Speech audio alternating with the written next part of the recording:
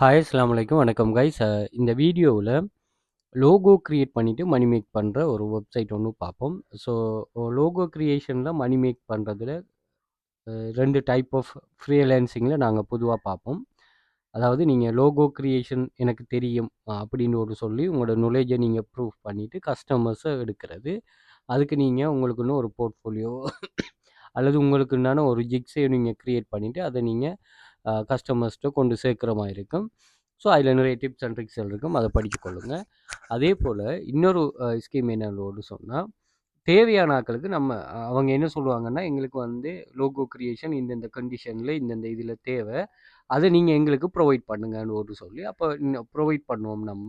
அதாவது நம்ம அவங்களுக்கு வந்து ப்ரொப்போசல் ஒன்று கொடுப்போம், நாங்கள் இப்படி க்ரியேட் பண்ணி தருவோன்னு சொல்லி.